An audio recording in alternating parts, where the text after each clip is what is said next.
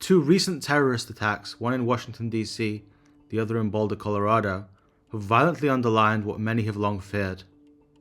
The Israeli-Palestinian conflict is no longer confined to the Middle East. It's bleeding into the streets of Western cities, dragging ideological fury and sectarian hatred across oceans and onto American soil. The first attack unfolded on the 21st of May 2025, just outside the Capitol Jewish Museum in Washington DC, where a gunman ambushed a young couple leaving a Jewish community event. The victims, Yaron Lashinsky, 30, and Sarah Milgram, 26, were staffers at the Israeli embassy. They had just walked out of an American Jewish Committee conference when the shooter struck, unloading 21 bullets into their backs before finishing them off at close range. The killer, Elias Rodriguez, 31, of Illinois, was arrested on the spot. He made no effort to flee. Instead, he tried to storm the museum itself and was only stopped by security. With eerie calm, he declared, "I did this for Gaza, free Palestine." As police dragged him away, he kept shouting, "Free, free Palestine." Free, free Palestine! Free, free Palestine! Free, free Palestine! Less than 2 weeks later, on the 1st of June, during a public vigil for Israeli hostages kidnapped by Hamas on the 7th of October 2023, Mohammed Sabri Soliman, a 45-year-old Egyptian national, stormed a peaceful rally in the Pearl Street pedestrian mall armed with homemade firebombs. Without a word, he lit up a flamethrower and began launching fire into the crowd.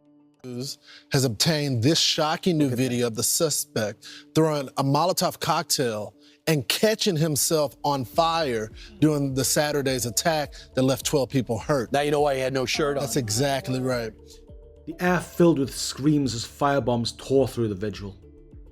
8 people were scorched and 1 was left in a critical condition. Amid the chaos, witnesses heard Soliman yelling, "Free Palestine," as flames erupted and attendees fled for safety. The scene on Pearl Street quickly turned into one of smoke and stunned disbelief as bystanders and police tackled the attacker. "It is clear that this is a targeted act of violence," said FBI Special Agent Mark Michalek, who announced that the Bureau was investigating the assault as an act of terrorism. As a result of these preliminary facts, it is clear that this is a targeted act of violence, and the FBI is investigating this as an act of terrorism. Colorado's Attorney General echoed the sentiment, confirming that it appeared to be a hate crime aimed at a Jewish gathering. This has every single hallmark of being hate crime. This was a peaceful march done every single week by the Jewish community. They were attacked because of who they are, because they're Jews. In both cases, the perpetrators explicitly tied their violence to Israel and saw themselves as representing the Palestinian cause. Both shouted "Free Palestine" as a battle cry. But the backgrounds of the two attackers suggest they were motivated by different extremist currents. One was aligned with far-left revolutionary politics, the other with militant Islamism. The DC shooter, Elias Rodriguez, is a US-born son of Puerto Rican and Mexican parents raised in Chicago. Early reports uncovered that Rodriguez had a history of involvement with a Marxist activist scene. In fact, he had been associated with an American far-left revolutionary group, the Party for Socialism and Liberation, until at least 2017. The PSL, which is outspokenly anti-Zionist, quickly disavowed Rodriguez after the shooting, stating that he was never a former member and that his brief association years ago had long since ended. However, evidence suggests that Rodriguez may have remained on the periphery of such networks. In April 2025, just a month before the attack, a photograph from a Chicago socialist bookshop event appears to show a man resembling Rodriguez participating in a PSL study group. In police interviews, Rodriguez cited ideological inspiration. He praised US Air Force officer Aaron Bushnell, who self-immolated outside the Israeli embassy in 2024 as a quote-unquote courageous martyr for the Palestinian cause. All signs point to Rodriguez being a radicalized anti-Zionist. To him, murdering Jews was an act of militant resistance, which allowed him to bring the war in Gaza home to Americans. The Boulder perpetrator's ideology, by contrast, was unmistakably jihadist and Islamist. Mohammed Soliman is an Egyptian citizen, an illegal immigrant who overstayed a US visa years ago, and a self-professed devotee of the Muslim Brotherhood. Social media posts unearthed by CNN reveal that Soliman filled his Facebook page with praise for the Brotherhood's leaders, including Mohamed Morsi, Egypt's short-lived Islamist president in 2012-13. In the lead up to the attack, Soleiman left an even more explicit manifesto of intent. He recorded a video on his phone in which he declares unwavering commitment to the idea of jihad. In the footage, which was later circulated on pro-Hamas Telegram channels and then on the wider internet, Soleiman pronounces, "Jihad is more beloved to me than my mother, wife and children. Allah is greater than the Zionists in America." Soleiman seems to have seen himself as a holy warrior striking at what he believed to be the enemies of Islam, Jews and Americans, on behalf of Palestine, and of the wider Muslim world. Soleiman's wife and 5 children attempted to flee to Canada immediately after the attack, only to be detained by US authorities, which suggests that his family may have anticipated or even known of his violent plans. DHS and ICE are investigating what his family knew about this, quote, heinous attack, if they had knowledge of it, and if they provided support for it. Rodriguez and Soleiman came from completely different ideological backgrounds. Rodriguez adopted secular left-wing rhetoric, while Soleiman depicted himself as a religious martyr, draping himself in the Islamist rhetoric of jihad. So how did they converge on such similar acts of terrorism? Palestinians have legitimate grievances that deserve to be addressed and rectified. No people should have to endure indefinite military occupation. No civilians should face daily humiliation at checkpoints, or live in fear of eviction from their home by court order or settler intimidation. The expansion of settlements in the West Bank, the displacement of families in East Jerusalem, and civilian casualties of the war in Gaza have all contributed to immense suffering, insecurity, and grief. Furthermore, Palestinians have a right to self-determination in their ancestral homeland, just as Jewish people do. But many anti-Zionists have gone far beyond acknowledging this.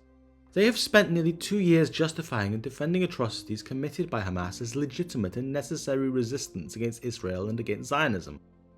As I warned last year, we should not be surprised that some of these individuals have begun to commit similar atrocities themselves. For the far left, Israel represents a white settler colonial project, an outpost of Western capitalism and a tool of US imperialism. For Islamists, it represents the usurpation of what they view as Islamic land, and therefore an affront to Islam. Though their ultimate goals are different, one seeks a secular utopia, the other a theocracy, both agree that Israel must be dismantled, and that its supporters or simply all Jews are complicit, and therefore legitimate targets. In other words, we are beginning to witness a globalization of the Intifada.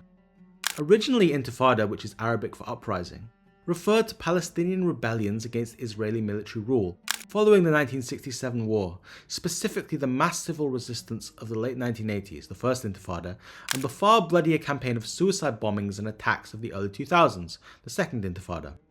In Arabic contexts, Intifada simply means an uprising or revolt.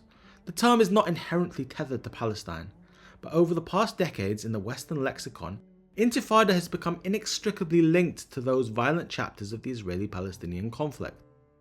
Indeed, Globalise the Intifada has become a rallying cry and a chant at many anti-Israel demonstrations in the West since the Israel-Hamas war reignited in 2023. Activists might say that they mean it simply as a call for global solidarity with Palestinians, and might point out that Intifada can indeed encompass civil disobedience and non-violent protest, as well as violence. This might be true for most of those who use the slogan, but it is becoming very clear that at least for some elements, globalizing the Intifada means exporting the tactics of Hamas to city streets across the entire world. To at least a radical few, it is clearly a call to arms. This carries profound implications for Western societies and liberal modernity. First and foremost, it has fueled a disturbing surge in anti-Semitic incidents across Europe and North America. In the weeks following Hamas's 7th of October attack and the beginning of the subsequent war in Gaza, many Western societies saw spikes in anti-Semitism, with everything from anti-Jewish harassment on the streets to vandalism of synagogues and Jewish-owned businesses and outright violence against Jewish people. In Los Angeles, a Jewish man was killed during a confrontation with pro-Palestinian protesters after being struck in the head with a megaphone. There was anti-Muslim violence too. In Illinois, a man stabbed a 6-year-old Muslim boy to death in a supposed revenge attack for October the 7th. Violence of this kind has made the Middle Eastern conflict a serious threat to social cohesion and to the stability of liberal democracy in the West more broadly. If every Jewish person is treated as a proxy for Israeli government policy, then the free exercise of religion, speech and community life is no longer safe. We've already seen this play out. Jewish students on some campuses are now scared to wear a Star of David or to gather publicly. In one instance, a mob surrounded a university library in New York, shouting "Globalise the Intifada" and "Kill the Jews," in scenes more reminiscent of 1930s Europe than a 21st century liberal democracy. These protesters are deluded. Israel is not going anywhere, nor is it going to be dismantled. No amount of protest chants, firebombs, or ideological manifestos will reverse that reality. Israel is a sovereign country with a powerful military and a nuclear arsenal. The fantasy of erasing the Jewish state, whether through violent jihad or utopian revolution, will come to nothing. Israelis don't want to die or be driven into the sea by a jihadist army, nor are they willing to be deported to Europe, where the ancestors of many Ashkenazi Israelis were murdered by Hitler. To most Jews, Zionism isn't an ideology of conquest, it's a survival strategy forged in exile. With every anti-Zionist attack, Israelis and their supporters will become more defiant about the need for a Jewish homeland. Israel has already survived 77 years as a regional pariah and has fought multiple wars against a plethora of foes who sought to dismantle the country, beginning on the very day that the modern state declared its independence on the 14th of May 1948. It's time to reject the delusional ideologies of jihadism and revolutionary communism that have done nothing whatsoever to make life better for Palestinians. The only plausible way to make life better for Palestinians is to champion the cause of peace and promote coexistence between Palestinian nationalism and Zionism. Rather than trying to squeeze Israel out of existence through boycotts, war, or terror, we should strive for reconciliation and mutual recognition. This conflict is no longer solely the province of Palestinians and Israelis. It is turning into a crucible for liberal democracy itself. What has been globalized is a malaise with Western modernity. The rot of radicalisation is spreading. If calmer heads do not prevail and we do not begin to work on resolving the conflict, the violence spilling over onto Western streets will only get worse. We must de-radicalise now before this conflagration claims more lives and destroys more of our civilization. Welcome to Quillette Narrated. This article is The Globalised Intifada, written by John Aziz and read by John Aziz. Thank you so much for listening.